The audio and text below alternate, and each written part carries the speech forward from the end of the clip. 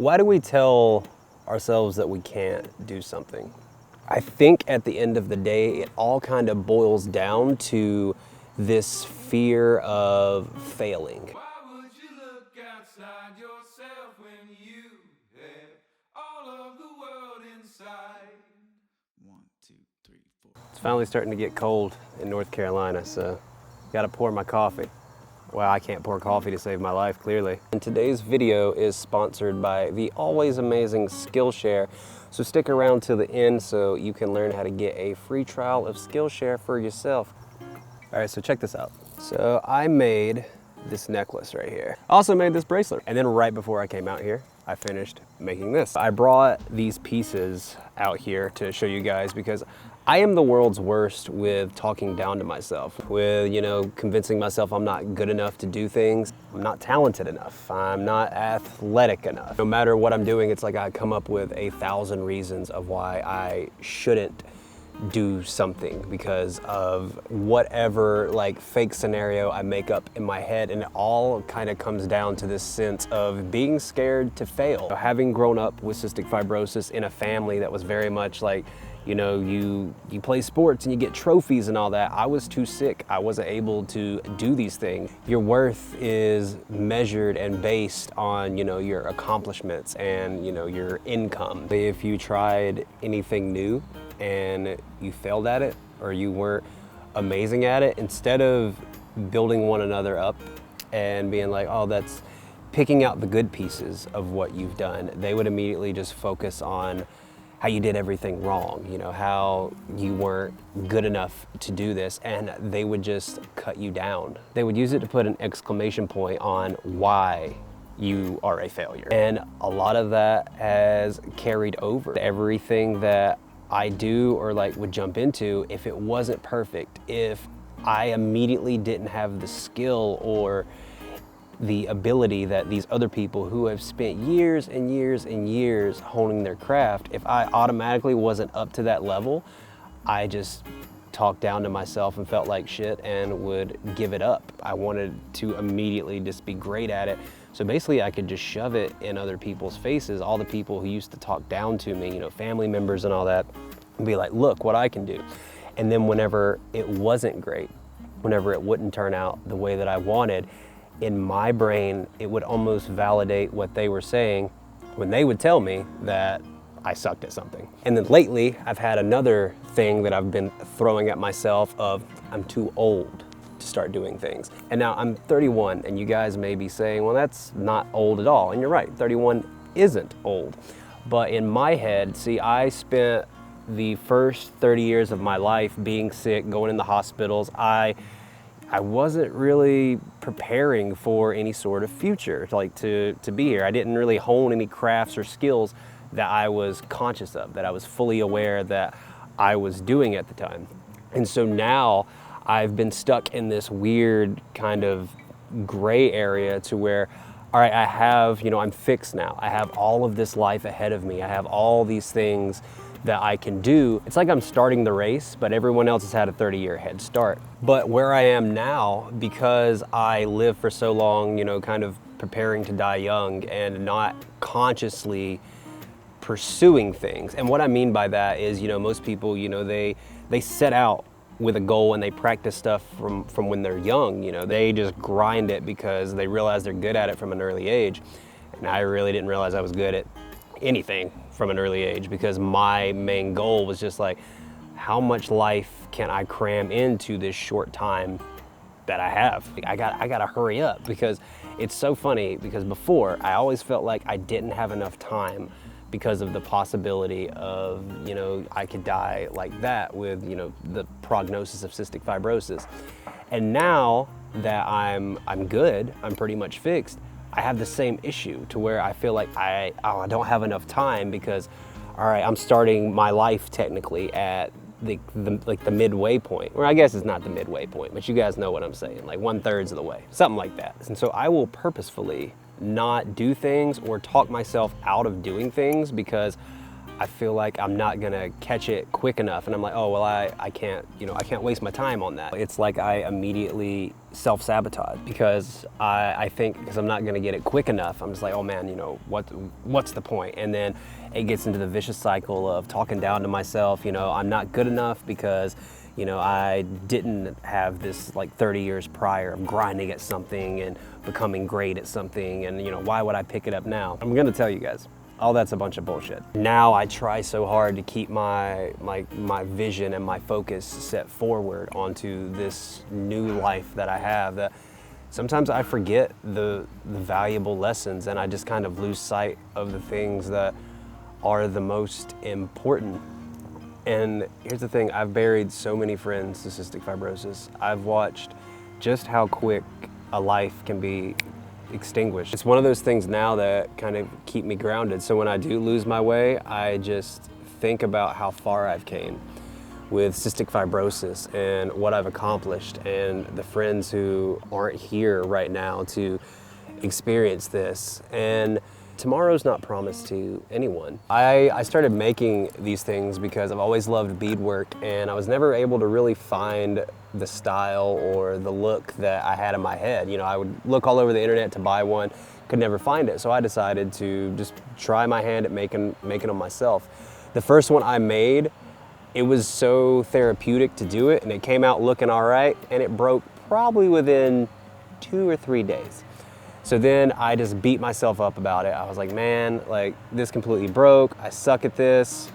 And there was that part of my head that almost just told me, stop doing it. Don't do that anymore. Instead of beating myself up about it, I was like, why did it break? What did I do that I could do better? And one thing that I found whenever I was making these is I love doing it. Making these has really showed me that it's not always gonna turn out the way you want. Not everything is going to be perfect. You're not always going to succeed. Instead of measuring the things that I do now and comparing it to other people and asking myself, is this good? What I've realized is if it makes you happy and you enjoy doing it and it fulfills a part of your soul, and you look at something that you've done and you take pride in it, then it's perfect.